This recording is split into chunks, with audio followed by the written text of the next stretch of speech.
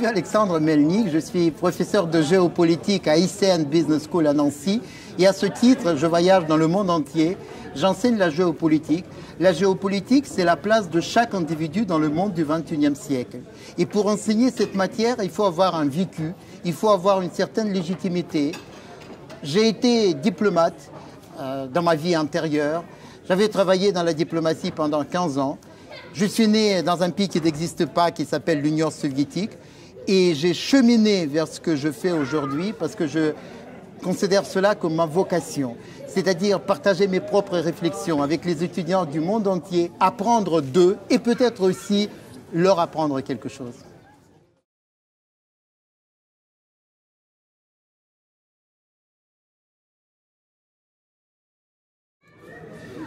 Je peux vous dire une chose, j'appréhendais ce débat.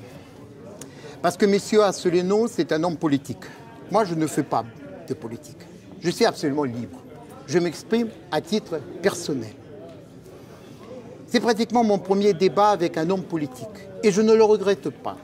Parce que c'était un débat sincère, c'était un débat authentique, avec quelqu'un qui est très intelligent. Notre débat, c'était un débat, j'espère, au diapason des attentes du public.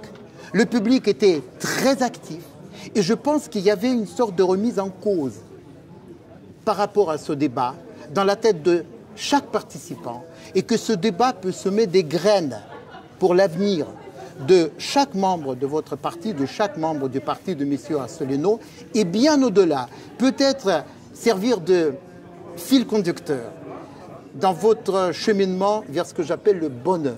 C'est pour ça que j'ai pris énormément de plaisir à participer dans ce débat qui ne s'est pas transformé en combat de coq, qui n'était pas un débat violent et qui était animé par la seule et unique volonté de mieux comprendre le monde dans lequel nous vivons actuellement et la place de notre pays et en dernier ressort, la place de chacun de nous dans le XXIe siècle.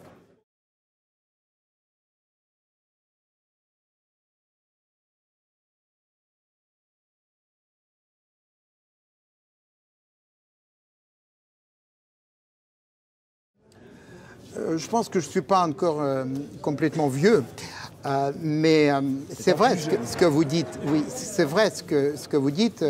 Quand je parle du communisme, c'est du vécu. Ce que je pense du communisme aujourd'hui, que c'est un régime criminel. C'est un régime criminel qui n'a jamais été jugé par l'histoire. Ce qui est extrêmement contre-productif aujourd'hui pour la Russie et les jeunes générations russes, qui ne connaissent pas leur propre histoire. Donc il faut tourner la page à un moment donné, enterrer le passé, un peu comme l'Allemagne l'avait fait après la Deuxième Guerre mondiale, enterrer le nazisme et se projeter résolument dans l'avenir.